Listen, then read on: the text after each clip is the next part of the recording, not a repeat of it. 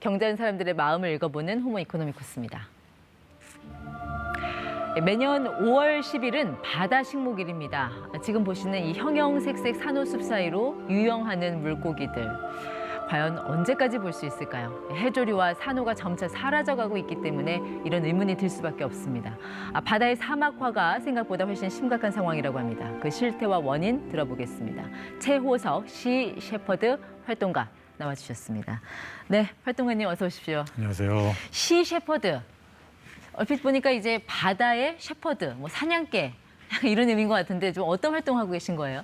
예, 저희는 이제 바다를 지키는 바다를 지킨다고 하면은 이제 해양 동물을 지키고 해양 동물의 서식지를 보호하는 활동을 주로 한다라고 보면 됩니다. 저희 한국에서는 이제 주로 해변 청소, 바닷속에서 수중 정화 활동하는 것, 그다음에 이제 고래, 돌고래 등의 해양 포유류를 보호하는 캠페인 이렇게 추진하고 있습니다. 이거 전업으로 하십니까? 아니요, 저희는 자원봉사로 하고 있습니다.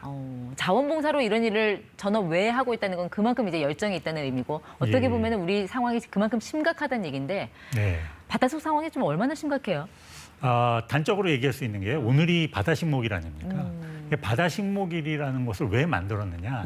2013년에 해양수산부에서 바다 생태계의 중요성과 그다음에 바다 황폐화의 심각성을 국민들한테 이제 알리기 위해서 이 바다 식목일을 만들었다고 합니다. 그만큼 바닷속이 많이 황폐화되어 있다는 것이죠. 바다에 직접 들어가기도 하신다고 들었는데 그 바닷속 상황을 좀 묘사를 좀 해주세요. 어떤? 저희는 이제 동해에 그 매월 수중 정화 활동을 하기 위해서 이제 바닷속에 들어가게 되는데 물론 바닷속에 아직도 오류들이 있긴 있습니다. 많지는 않아도.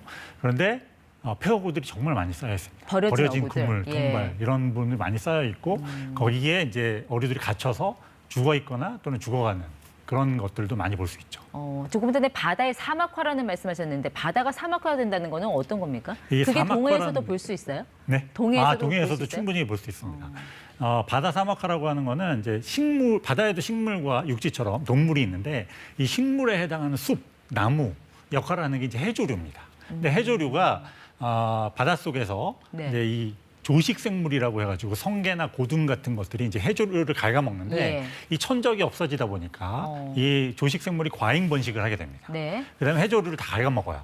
그런데 이 바닷속이 연안 개발이 많이 되다 보면 석회질, 저희 이제 시멘트나 콘크리트 있지 않습니까? 그런 성분들이 석회 가루들이 바닷속에 계속 유입이 돼가지고 이 석회 조류가 바위를 뒤덮게 됩니다. 그러면 해조류가 거기 붙을 수가 없게 되는 거예요, 더 이상. 그럼 저희가 이제 스쿠버 다이빙 같은 걸 이제 그 수중 정화 활동을 하러 들어가면 바위가 쫙 하얗게 변해 있고 그 안에 성게들이 쫙 깔려 있습니다. 해조류는 찾아보기 어렵고. 그러니까 산호하고 해조류, 걔네가 없어지면 뭐 문제가 됩니까? 얘네들이 하는 역할이 뭐예요, 바닷속에? 일단 식물이기 때문에 육지와 똑같이 산소를 만들어냅니다. 바다에서 만들어내는 산소가 사실 육지의 숲이 만들어내는 산소보다 훨씬 많거든요. 산소 만들어지는 역할이 없어지니까 점점 이 인간과 동물들이 호흡할 수 있는 산소가 부족해지는 거고 동시에 이산화탄소를 흡수를 하는데 이산화탄소 흡수 능력이 점점 떨어지는 거죠. 그래서 점점 지금 바다 기온이 올라가는 이유가 그것 때문입니다. 그러니까 바다가 더 이상 우리에게 모든 것을 퍼주는 그 어머니 같은 존재가 아니라 이제는 너무 퍼주다가 병들어버린 그런 안타까운 모친이 된 그런 상황이라는 말씀이신 것 같아요. 맞습니다. 그렇게 힘들어하는 게 해조류뿐일까요? 다른 해양동물들 상황은 어때요? 다른 해양동물도 심각한 건 똑같습니다. 예를 들면 이제 고래라든지 여기 나오네요. 이제 해양 쓰레기가 그 해양 동물들을 괴롭히는 그 직접적인 큰 원인이 되고 있는데 이 왼쪽의 사진은 이제 해변으로 떠내려온 향유고래의 시체입니다. 근데 이 향유고래의 위장 속을 해부를 해봤더니 이렇게 많은 30kg이 넘는 플라스틱 쓰레기가 이제 포함되어 있는 건데요. 여기는 뭐 비닐도 있고요, 그물도 있고요, 뭐 이런 부분들이 있습니다. 이뿐만 아니라 이제 바다거북 같은 경우에 이 새끼 바다거북이 죽었는데 여기를 부검을 해봤더니 저렇게 30개가 넘는 이제 플라스틱 쓰레기들. 저런 것도 이제 비닐과 같은 생활 쓰레기도 있지만 그물 조각이나 밧줄 조각 이런 어업 쓰레기들도 상당히 많이 포함하고 있습니다. 그 그물, 밧줄 이런 건 이제 어업을 하고 나서 그냥 버리고 간 그런 것들인 거죠. 이제 일부러 버리기도 하지만 사실은 풍랑이 일어가지고 이 그물이 유실되거나 또는 암초에 걸려서 밧줄이 끊어지거나 그래서 어쩔 수 없이 어부들도 어쩔 수 없이 그렇게 잃어버린 폐 그물들도 굉장히 많습니다. 근데 그런 그물 밧줄을 저렇게 먹어서 문제가 될 수도 있지만 그 자체에 걸려서 문제가 되는 그런 경우도 많을 것 같은데. 그게 사실은 해양 동물들한테 더 심각한 피해를 줍니다. 예를 들면은 지금 이제 그물이나 밧줄, 통발 이런 것들이 이제 매년 바다에 전 세계적으로 약 100만 톤, 네. 100만 톤 정도가 지금 보시는 게 저게 통발이죠? 네네, 저게 통발에 갇힌 이제 우럭을 저희가 수중 정화로 들어갔을 때 이제 본 건데 저게 100만 톤이나 유실이 되고 있고요. 그다음에 전체 어획량의 약 10%에 해당하는 해양 동물이 저 이제 폐허구에 걸리거나 갇혀서 죽고 있다고 합니다. 근데 이거는 뭐 우럭이나 문어 이런 네. 작은 어류들뿐만 아니라 해외에 나가면은 고래, 엄청 큰 고래도 그래요. 이 그물에 걸려가지고 죽거나 이제 괴로움을 당하는 경우가 있습니다. 그래서 이제 한때 좀 화제가 됐던 영상이 하나 있었잖아요. 아, 네. 그물에 걸린 고래가 이제 인간한테 와서 그물을 좀 제거해달라는 듯한 그런 몸짓을 보이고 그거를 풀어주니까 또 거기에 맞게 좀 독특한 좀 몸짓을 보인. 글쎄 모르겠어요. 지금 풀어주는 그런 장면인 것 같은데 고래를. 저런 경우가 실제로 정말 많이 벌어집니까? 네, 저희 인스타그램이나 이런 데 보면 해외에서 다이버들이 고래뿐만이 아니라 돌고래, 바다거북 또는 이제 가오리, 예. 그 대왕 가오리 이런 데 걸린 그물을 나이프로 직접 이제 잘라주는 경우도 있고요. 저렇게 풀어주면 이렇게 꼬리 흔드는 게 저 고맙다는 그런 인사일까요? 아, 그거는 이제 알 수 없죠. 예, 인간의 이제 해석인데, 그런데 고래는 이제 명확한 거는 네. 굉장히 인간한테 친화적인 존재입니다. 그래서 인간을 거부하지 않고 예. 보호해주기도 하고, 심지어 상어로부터 인간을 보호해주는 역할도 네. 한다고 했으니까요. 우리나라도 가끔 울산 앞바다 같은 데 보면 고래들 출몰하고 하는데 우리나라 고래들 상황은 어떻습니까? 아, 우리나라 고래는 저렇게 폐허구에 걸려서 죽는 것보다는 예. 혼획으로 죽는 경우가 굉장히 많습니다. 혼획이라고 하면 그냥 우연히 걸려드는 그런 네, 그러니까 말씀이신 건가요? 예를 들면 우리가 고등어를 잡으려고 그물을 쳤는데 거기에 고래가 걸려서 죽는 경우죠. 그런데 이게 이제 우연히 잡힌다라는 말을 쓰기가 무색할 정도로 우리나라는 혼획량이 많습니다. 우리 원래 폭염 금지 국가잖아요, 우리나라. 못 그렇죠. 잡게 하는 거 아니에요? 혼획은 가능해요? 못 잡게 하는데 네.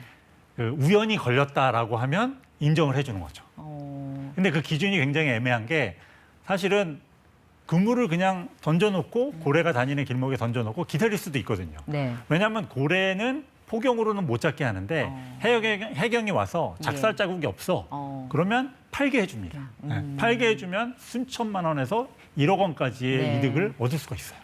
그런 다양한 어떤 해조류와 이런 해양 동물의 건강을 위해서 지금 바다에 들어가서 열심히 일을 하고 계신 건데 바다에는 뭐 한 달에 한 몇 번 정도 들어가십니까? 아, 저희는 이제 매월 그 수중정화 바닷속에 들어가는 활동을 매월 한 번 하고요. 예. 이제 해변 청소하는 것들을 이제 매월 또 한 한 번. 번 들어가면 한 몇 시간 정도? 저희가 이제 보통 한 40분 정도 한 번 들어가는 거를 한 2번에서 3번 정도 하루에 잡아서 진행을 합니다. 수중에서 폐허구 수거 활동 난이도가 상당히 높을 것 같은데 수심 한 몇 미터까지 들어가시는 건가요? 아, 저희가 이제 30m.